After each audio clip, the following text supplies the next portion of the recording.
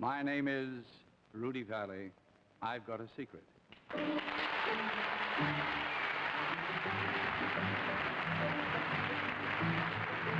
I've Got a Secret, presented by Cavalier, the great new king-size cigarette.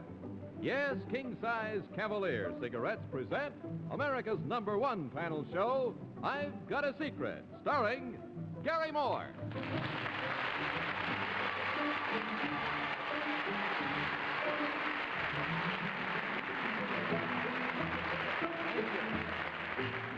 Thank you very much, and good evening to you out there, my friends. It is very nice to be back again on I've Got a Secret. Panel, I got some wonderful news for you. You know, I was in California all last week while you all valiantly held the fort here. And, you know, the show is seen out there on film a week late. So I got to actually see the show. And it's the first time I've ever seen it. You know, it's a pretty good show. I was amazed and delighted. I sat there watching it and laughing, saying, hey, that's a good program. But you ought to see it with Garry on it, boy. That's the one he saw. Good show. I got news for you. I did see it with Garry on it. Yeah. See, it's a week late out there, yeah. Oh, my. Had a good time. Had a good time. Welcome, anyhow, friends, to another edition of I've Got a Secret. This is a Snoopy sort of game, as you know by now, in which we reveal the awful truth about some very nice people just for fun. Now, tonight we have information about the private lives of some interesting folk. At first, I would like to have you meet the panel. You know them well already. There is Bill Cullen to begin with, and Jayne Meadows to continue with, and Henry Morgan to pause over, and Faye Emerson on the end. That is our panel.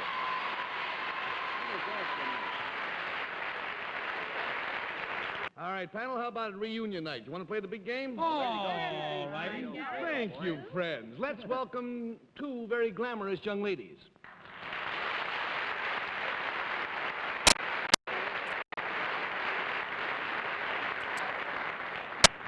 Youngsters, I want you to sit in nice and as close to me as you possibly can. All right, fine. Now, will you tell the panel, please, what your name is and where you're from? My name is Nancy Wickman, and I'm from Crete, Illinois. Nancy Wickman, and she's from Crete, Illinois. And your name? Janie Wickman from Crete, Illinois. Janie Wickman, who spells her name the same way as Jayne Meadows does, J-A-Y-N. All right, now, we'll start with you, young lady. If you will whisper your secret to me, the folks at home would like to read what it is.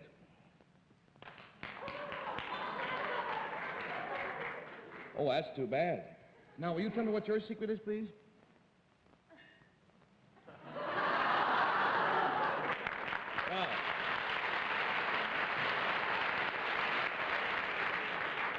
That's even worse. All right, now here's how we play the game, you know. Each of our panelists will get 15 seconds of actual questioning time, then he will hear this sound, and I will pay you youngsters $10 and turn the game over to the next questioner twice around the panel for a total loss of $80, and the game is over. Now then, to help classify their secret, panel, I'll tell you it concerns something that happened to them. And Jane, we'll start with you tonight, I think. Well, good. First of all, I just want to ask Jane, is her name really with the Y? Because mine isn't. I added it. You really got that? Is your secret, it's something that happened to you? Mm-hmm. Did it happen recently? It happened? No, not recently. Did it happen when you were very, very little girls, by any chance? Yes. Would it happen about the time you were born, maybe? No. Let me say in here that the time that it happened was immaterial. Oh. Is the place important? No. The place that it happened? Yes.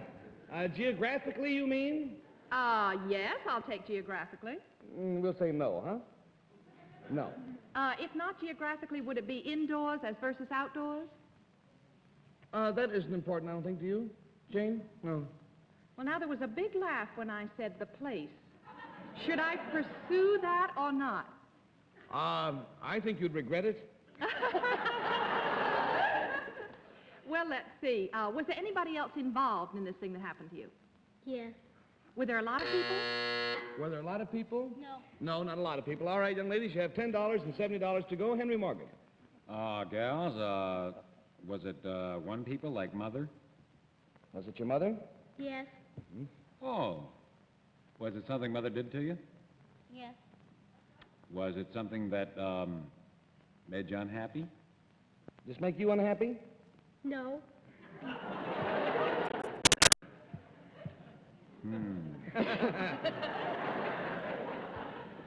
Was it something that a mother could do if she had children who were not twins? I don't think that would be likely to happen if the children weren't twins, do you? No. Let me see now.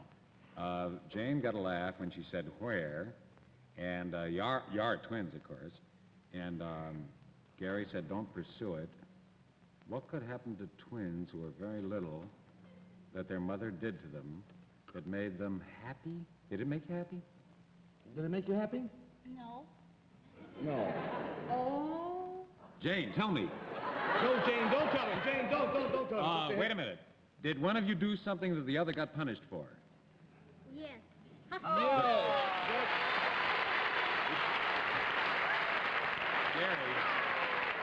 Garry, wait a minute. Wait a minute. I must say, Jane said the mother spanked the wrong one. Well, Jane told me. I I feel didn't a think of personal responsibility on this thing because I don't think you would have knocked it off if I hadn't have made it obvious. When I asked her and she said yes, it made her happy, and then I asked her and she said no, I gave the thing away. So you only won $10 of the management's money. $20, no, only $10 of the management's money, but that ain't the management's fault that I goofed. So I'm going to fill it out with the remaining $60 from my own pocket. Okay?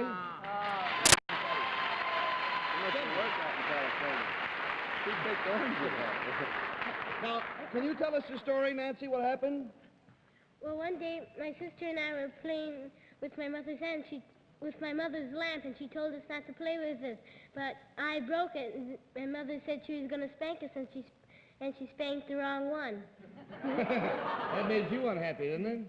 Well, young ladies, we want to have something here to make you happy, and we have just bought for you as a little gift, and these principally for your mother's benefit more than your own. These are identical, how do you call it, identification bracelets with your name written on so that you can wear them on your wrist, and if your mother's in any doubt, just show her the bracelet with your names on, okay? Thank you. And just a minute now.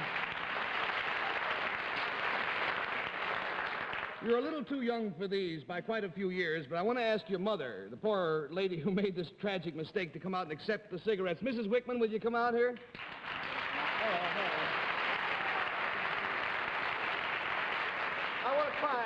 I want to try a small experiment. Will you turn your back, please, Mrs. Wickman? Just look, that's it. Now, girls, will you come over here? Now, Ms. Wickman, will you turn around? Now, which one is Jane? That one. Is that right? Hey, you're learning fast.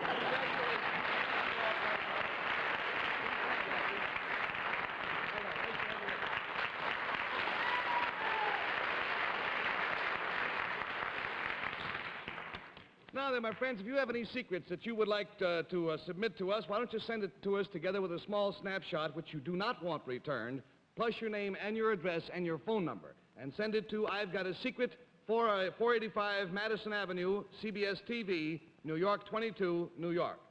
And by the way, if you write for tickets, it will help us when the outside of the envelope you mark it tickets. You'll get your tickets much faster that way. Now then, may we welcome our next contestant, please.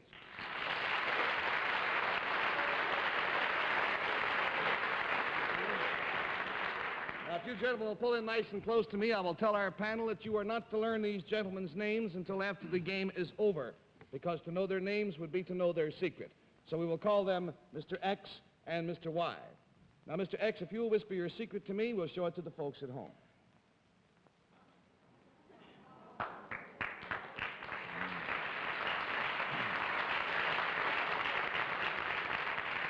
That's Mr. X. Now we'll turn to Mr. Y. Will you whisper yours, sir?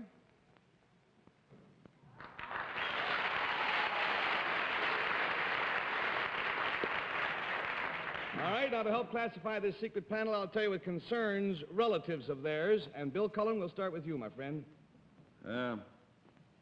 Which one is Mr. X again? This is Mr. X over there, Mr. Y, immaterial. Mr. X, did one of your relatives get spanked for something that one of his relatives did?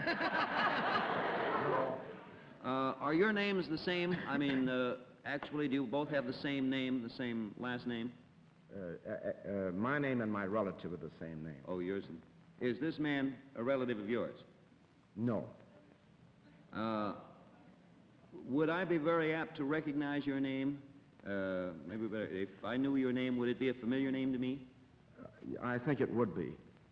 Did you then, could I assume that your name at one time got a great deal of publicity, got in the newspapers from time to time? Well, my name, not myself, my name. The name, a relative of yours got into the Yes, newspapers. that's right. All right, we've lost $10. We have 70 to go. Jane? But you, Mr. X, and Mr. Y have no relatives in common, by marriage or otherwise. No. I see. But you are both related to someone who is famous. Yes. Are they famous in show business? No. Are they famous in politics? Well, now, I'd have to break in here and say that one of the relatives' fame generally is from politics, and one not. Would Mr. X's be the political famous person? Well, you Politically said is. Present tense, you mean? Was? Well, Would yes, that be the better? answer is yes. Would it have been, let's take from the highest up, would it have been President of the United States at one time? Yes. Is your name Roosevelt by any chance? I'm not that famous. You're not Roosevelt. Would it be... All right, $20 down and $60 to go. Henry? Taft? No. Hoover? No. Coolidge? No. Who's missing here? Wait a minute. About Was the president's name? Yes, it was a president. Wilson? No. Is it long ago? Well, how long ago is long? Very good, sir. How dare you question me? Well, as long ago as Adams? Not no. Not as long as... Wait a minute. Washington, Jefferson, Adams. I thought he meant Adams. Lincoln? Griffin. Pardon? I jumped a little. I didn't hear that. Stonewall, was he a Democrat? No. Was he a Whig? Whig? No. Well, let's ignore you, Mr. X, and go to Mr. Y. Yes, Mr. X is a pretty tough nut for you to crack. Let's get over to Mr. Y. Well, just for Faye's benefit, does Mr. X have the name of an ex-president? An ex-president? Yes. All right, Faye. You were... All right, there's $30 down and $50 to go. Faisy? Was he the president of the last 50 years, Mr. X? No. Oh, dear. Well, then I'm stuck. I think I'll go to Mr. Y, if you'll forgive me. And Mr. Y, is your relative not in politics and not in show business? Is he in the field of the arts anywhere? No. Is he in the field of business? Is he alive? No. Grover Oh, Cleveland? dear. Henry, we'll get around to you again in another half hour. Is he in the field of sports? Benjamin Harrison? No. Field of business? No. Field of, well, what could he be? Is it a professional man? Some people might consider it a profession. He was famous, of course. Yes. Was he... $40 down and $40 to go. Panel, we each have one more chance. Bill Cullen, we're back to you, my friend. This president who has the same name as you, has he come after George Washington? Yes.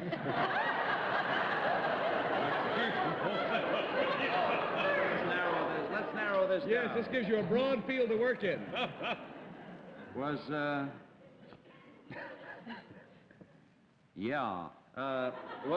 he prior to Harding? Yes. Then it's reasonably safe to assume he's somewhere between Washington and Harding. Is that right? Good thinking. Is he a three-namer or a two-namer? That's hard to answer. I have to whisper a moment. All Well, right. I would say then he was. Yes, no, he's a two-namer, one initialer. Something J. Always J. They don't go. Faye, you gotta Two-namer wait. and one initialer? Michael? No. Taylor? Robert Q. Lewis. Robert Q. Lewis, president of the I'm Piggy going Lee right Fan back to Club. Mr. Y. All right, there's $50 down and $30 to go, and back to Mr. Let Y. me see, Mr. Y. This relative of yours, could he have been famous as a financier, a businessman? Not Not primarily. No. primarily. He was an American. Yes. And not a politician. Could he have been in the arts in any way, or the sciences? Would he have... May I have a conference a minute? Yes, certainly. Well, I would say that he is not in the arts, or he is not principally known for being in the arts or in the sciences. Would he have been an explorer? An explorer? No. $60 down and $20 to go. Hank? Grant? Yes. Oh, that was a sneaker because he was looking at Mr. Y when he said Grant. Were you talking to Mr. Y? No. Oh, come on. United States Grant? Yes, that's All right. pretty close. Well, so what about it? Now, he has the same name, and what about it? Ulysses Simpson. Just S. Does S stand for anything? Just S. S without a period. Oh, do you mean like the S in Harry Truman?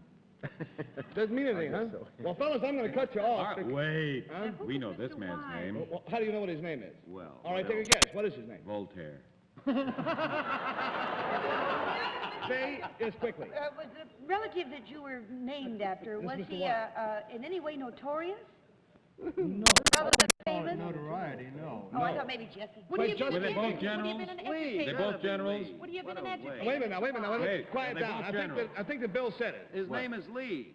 Grant and General Grant, Ulysses Grant and Robert E. Lee. No, fellas, you've blown the secret because his name is not Lee. Oh. But Robert this Q. Lewis. gentleman is the grandson of Ulysses S. Grant, and this gentleman is the great-grandson of Robert E. Lee. Oh. Well, then Bill was right.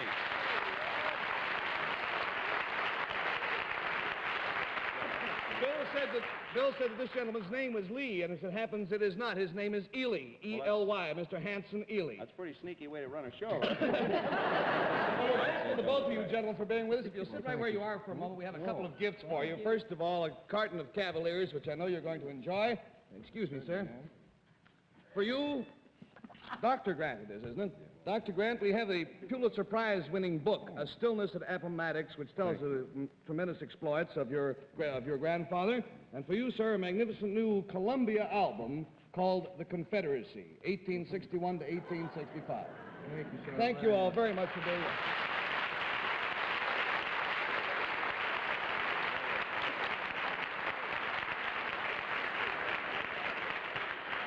Gee, they didn't even swing at each other, huh? Now I want you to meet a gentleman who is a legend in our business. He has been a star for a long time and a man who everybody respects tremendously. Let's give a large hand to Mr. Rudy Vallée.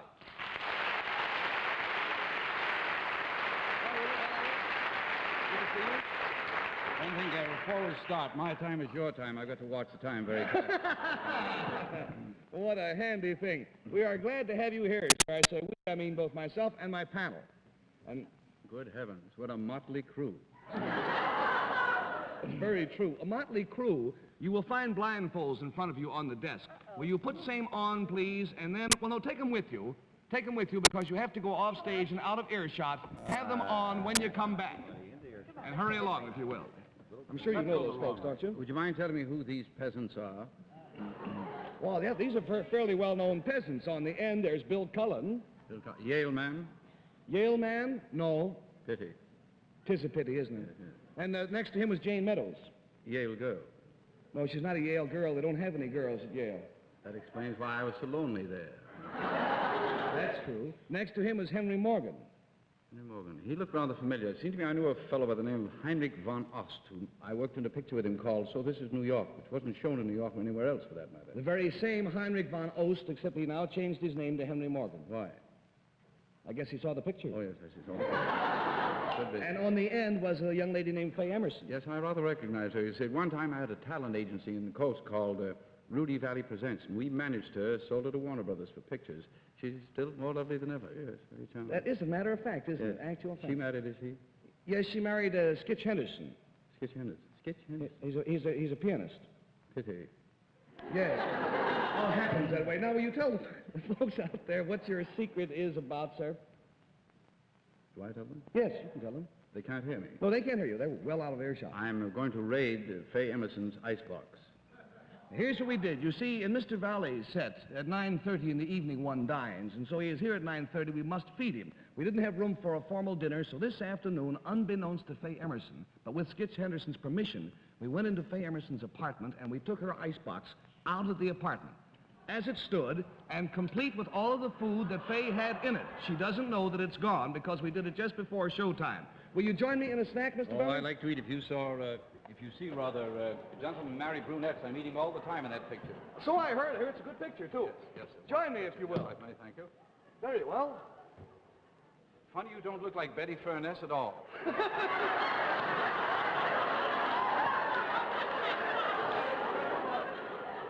Look at this. No Cal root beer.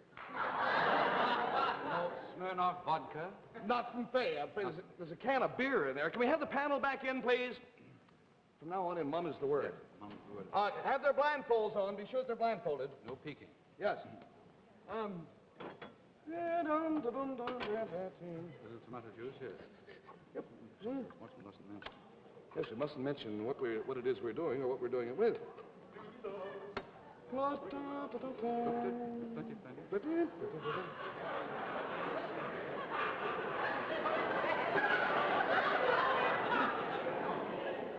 I was going to Leone's, but I don't think I'll have to. All right, panel, will you take your seats and St. Bernard dog, will you turn him around this way? There you are. Now we'll start the questioning. With who? Well, let's start with Faye. Faye, this concerns something that Mr. Vallée is doing. Mr. Vallée doing it now? Yes, at this precise moment, yes. Is it a physical thing, Mr. Vallée? Anything else? Yes, I would say rather physical. Would it help me to find out what part of your body's involved? I would say the top part. Oh, well, thank you for saving me all the work of finding it. Is it something you often do, Mr. Vallée? As often as I can. Did you see Ricochet Romance? I was doing it all the time in that picture. Oh, well, then it's something you're famous for.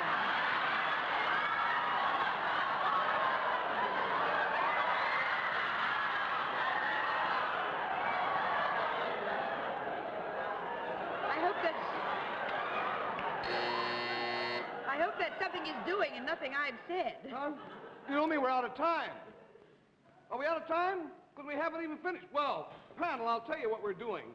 Can we look? No, keep your blindfold on. We have actually gone to the apartment of one of you four people, and we have stolen your icebox, complete with what is in it. Oh, you took my icebox! Hey, how did you know? Well, because they said it was broken today, and they took it out. Oh! I want you to read just some of the things that are in there. Let's share this if we can. Can't we see Oh, Yes, dear. now you can look. Here are the contents. 1 can of beer. 1/4 cold chicken. Garlic cheese. Bag full of squash. 2 containers of ice cream. Approximately 10 eggs. Candy, Baby Ruth. Can of chocolate syrup. 2 bottles of no-cal root beer. Bottle of dehydrated no-cal. 2 bottles of olives, 1 with pimento. No Smirnoff vodka. Right. Bottle of no-cal dressing. And everything you see down here is no-cal, no-cal, no-cal. It ends up at the end, 1 Edam cheese and half a chocolate cake. Rudy. Million thanks, Dave. Come again. Rudy Vallée.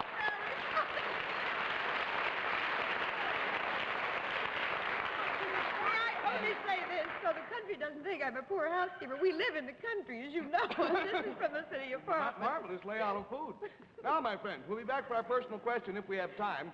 Now, meanwhile, everybody knows that there are 2 sides to every argument, but maybe you don't know that there are 2 sides to smoking pleasure, too. Well, there are, and here is your chance to find out more about both of them. Well, that does us in. I'm afraid we had so much fun, we're not going to have any time for the personal question panel, so on behalf of the panel and myself, this would be Garry Moore saying bye-bye for the whole gang. Be very kind to each other, will you? And goodbye out there. I've Got a Secret is brought to you each week at this time by Cavalier, America's great new king-size cigarette. Transportation for I've Got a Secret is arranged through United Airlines, the nation's fastest airline, flying DC-7 mainliners from coast to coast in less than 8 hours. This has been a Mark Goodson, Bill Trotman production. This is John Cannon speaking.